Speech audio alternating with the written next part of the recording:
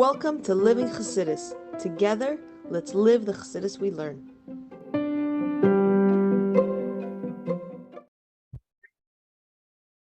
Good morning, everybody, and welcome to Chassidus in the morning in 15 minutes to change our lives.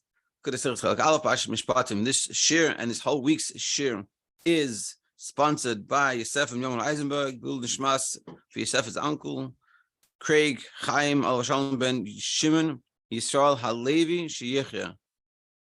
Should have a listen to Shama and to discuss of our learning and this that we'll learn together live, and also that it gets broadcast. And Mr. Hashem, that everyone applies the learning and just close the sefer, so to speak. Should have the biggest listen to Shama. We should transform everything, and ultimately Mashiach should come already. Okay, this sikha is a very nice sikha. It talks about a very good topic, which is Nefesh Bahamis, and how to interact with Nefesh Bahamis and understand the relationship with it. And we're going to bring it down as the Rebbe usually does when we've been learning, we've been showing, we've been seeing that when we learn something, wherever it is in Torah, how we should apply it to ourselves. And the Rebbe is giving us these tools and showing us how to do it. So let's jump straight in. Parsha Mishpatim. So Mishpatim, very interesting parsha. It goes straight from Matan Torah to now Mishpatim laws, and it gets into the nitty gritty. Parsha is the Parsha Seinu Kasov. So we're gonna sort of bring down something that says in the Parsha, discuss it, how it brought out in the Gemara a little bit, and then see how this applies to ourselves. So the Parsha Seinu Kasov says in this week's Parsha, I'll call davar pashan, every negligent thing. I'll call aveda, anything lost. Asher yoimar, a person will say, ki hu zeh. This is what happened. So what do you do? Ad ha'elekim yaveh davar. You come to in front of God, so to speak. Shneim, both of these people, and Yishalem Shneim l'reyu, and they should pay. So what happens? So it's talking about in this parsha, we talk about a person that is a hired watchman or not, or paid. Different categories. It's a very famous Gemara. It's one of the first Gemara that kids learn. But different types of shomer, a watchman, a guard. So it's basically someone says to you, "Hey, can you keep an eye on this for me?" And there's different categories of this. Did you get paid to do it? Did you do it for free? How did it get stolen? Did it get lost? What happens? And what happens in the discussion we're talking about now, what happens if the guy, meaning the person that is meant to be watching it, he ganavs it. He takes it himself and he gets caught. And this is what we're discussing. So Gemara in Mera, as Gemara says, Ki pasuk zeh done, this pasuk is discussing b'shomer, a god or someone that's watching hatoyen that is claiming shapikadain shehufkad etzlei, and what was given to him to watch halach leibud, go lost.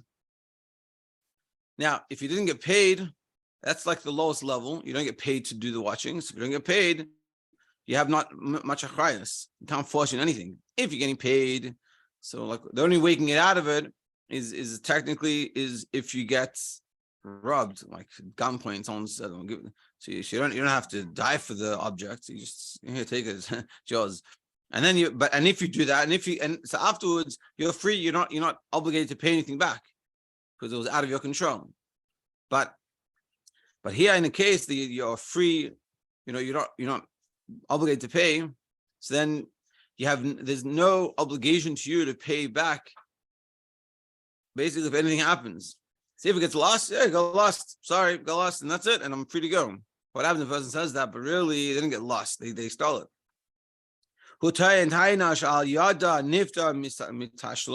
A person uses this claim that it got lost, which exempts them from having to pay. So Reuven will say, they have Reuven and Shimon. And Reuven says, Shimon, can you keep an eye on this for me? I'm going for a week. And can you keep an eye on it? So he says, yeah, sure. A week later, he comes back and he says, hey, where's my candlesticks? Says Shimon's like, oh, they got lost. I don't know where they are. That's it. Nothing can be done. And this is talking about, of course, an unpaid, a free watchman. He has to, if you're not a paid watchman, if you say it got stolen or you lost it, and then you're free to go. Whereas when it comes to a person that's paid, Tainas Einus. He has to. The only way he can get out of it is by saying he was forced. Meaning, being that he's getting paid. Being that Shimon is getting paid now. Reuven is paying Shimon this time. So then Shimon can't just say got lost. I paid you to take care of it. What do you mean got lost? That's not an argument. If Mamela, I didn't pay you, so whatever. But I paid you. So what do you mean got lost? You owe it to me. You have to pay back. But if he comes and he says, you don't understand, these guys come with guns, and then they say, give it to me, we're going to kill you. So I don't have to die for this. And they said, fine, you know what, you're right. It's not, and Torah says, you're fine, you don't have to pay.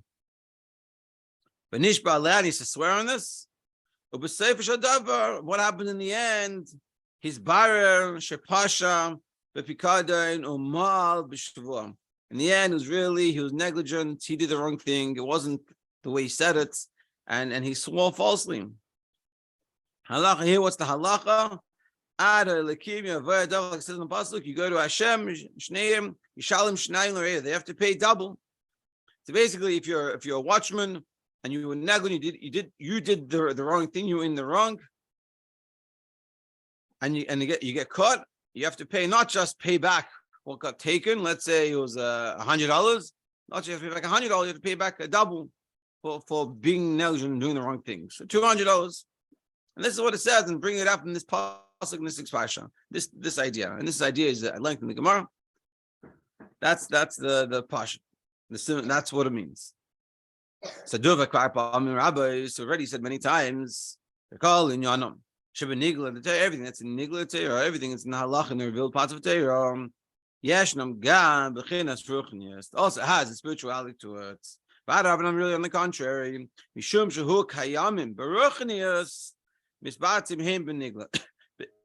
Because that's how they are spiritually, that's how it comes out physically.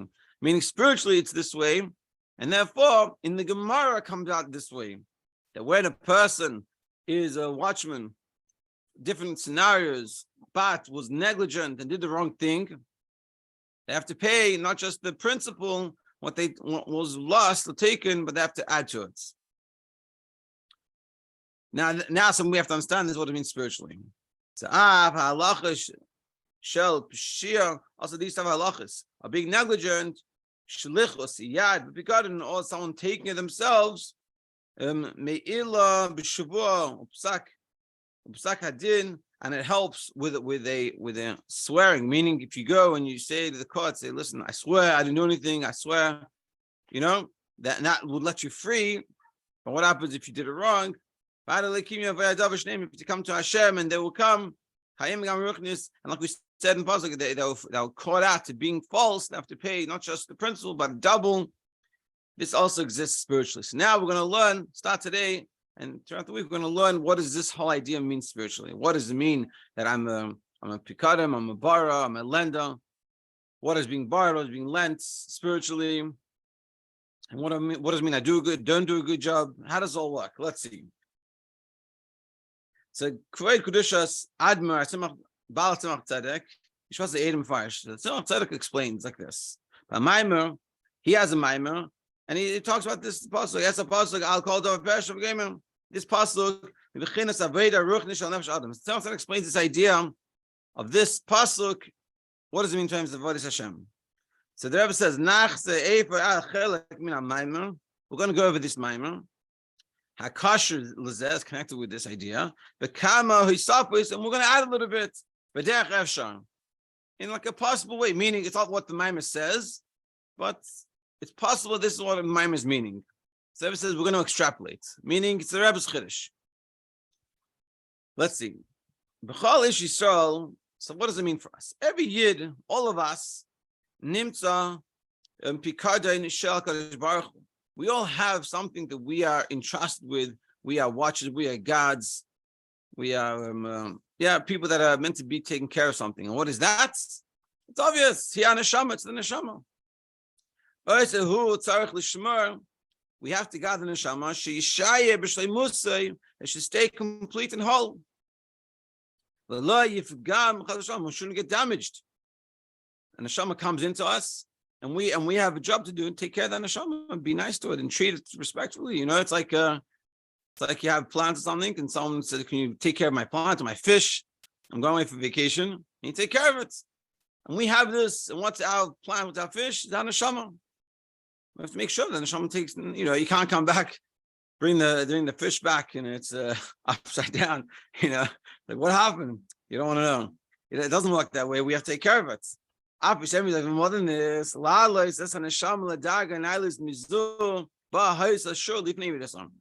not just we have to take care of it, we have to even bring it up to a higher level. There's a funny family story I have. Like when I don't remember this, I was young. Someone had, we're going on vacation, whatever, and they needed someone to take care of their dogs. They gave it to my family, take care of. So my father is a good mechanech. And the same principles apply, to people, to animals. And this dog, and now really sorry, dog's a little bit out of control. He's like, we can't really control him that well, but you mind taking care of him? He's like, yeah, no problems. And then the story goes that after a week of vacation, they come back and they're like, oh, how was it? I hope it wasn't too much of a hassle. Where's the dog? So my father called the dog. I don't remember what the dog's name was, whatever. Rafi. He's like, Rafi. And the dog calmly runs in, stands next to my dad at attention, and he's like, here's your dog. And they're like, whoa, how'd you do that? How'd you teach them this? So not just we're giving them a neshama that we shouldn't destroy, but even more, we're giving them a neshama to uplift, to transform, to make it even better. Otherwise, what was the point of coming down? It's something in addition. Like it's known that the purpose of the neshama is the yerida that it comes down. It's for an aliyah. So that's all we're being entrusted with.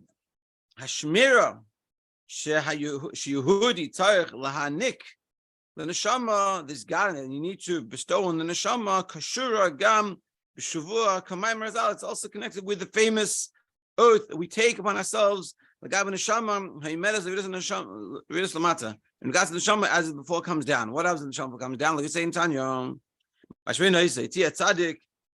Well, yeah, Rasha. Be a tzaddik and don't be a rasha. So we see that the neshama comes down, and we are being given as watchmen to take care of this neshama. Now, what happens? We'll go a little more. I'll call davar pesha. So what happens? Like I say in the pasuk, on anything crime, anything wrong that happens, adam haposheya hapikadon. What happens if a person goes against this oath? Like we said, you have to swear. So we we say we swear the neshama comes down, just like with the watchman. They said swear that he wasn't negligent. What happens when a person comes and no, I didn't do anything wrong, but really they did. So how is it possible? Hashem gives us the neshama. We have to take care of it. We have to be nice to it. We have to not just make it continue to exist. We have to even elevate it to a high level before it came down. What happens if we don't do that? What happens if we make a mistake, we do wrong things with it, we don't take care of it, we don't daven, we don't learn, we're not nice to it, we don't treat it nicely, we don't listen to it, and we do the wrong thing, and we drag it down into the negativity, and things like this. How does it happen? So the pasuk says, if you look in the pasuk, it says, al shur, al chamer, al seb, al salma. It says on the shur and the ox and the donkey, and on the sheep, and on the salma, and on the clothing. That's the pasuk is talking about what is being entrusted. That we're saying here that a person says, "I'll take care of these things, whatever it is, these types of things," and then what happens? And then he doesn't do a good job, and he gets lost, and he has to come, and this whole story we're talking about. So what are these things? Eil prate sugim nefesh b'hamis. These are different types of nefesh b'hamis. Kidal halon. The nefesh b'hamis is what causes the neshama that we've been entrusted to get lost. To the point that the nefesh gets lost. That what are we saying? Hey, we lost it. I don't know what happened to it. Like we said in the beginning. Hey, Reuven comes back. Says, Shimon, where's my nefesh? I got lost. I don't know what happened. I got lost on the way. We were on a trip and it's gone. But what made it lost? The nefesh b'hamis. To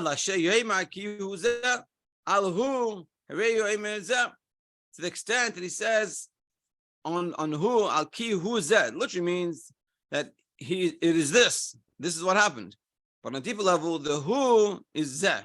Tomorrow we'll discuss what does it mean. The who is zeh. We got to go. But the idea what we're learning here, and this is what we're going to discuss in the next few days, that we have an shomer, and the shomer is good.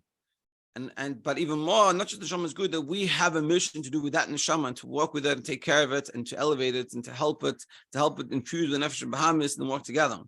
But what happened, unfortunately, in our lives, our nefesh Bahamis that is unfortunately a little bit lost and doesn't understand what's right, has too much control over our lives and making our decisions, and our decisions aren't the best. They're not the best decision for nefesh Elokis. And we have to make sure that we work on this dynamic so the nefesh Elokis is the one making. And like we said, that we have we're made an oath that we're going to neshama is going to be tia tzaddik, that we're going to take the neshama, we're going to take care of it and make it good and not get it lost. Chas v'shalom. And Mr. Hashem, we'll continue as on. We continue during the week. We'll discuss how to make sure the neshama doesn't get lost and how we take care of it. Have a great day.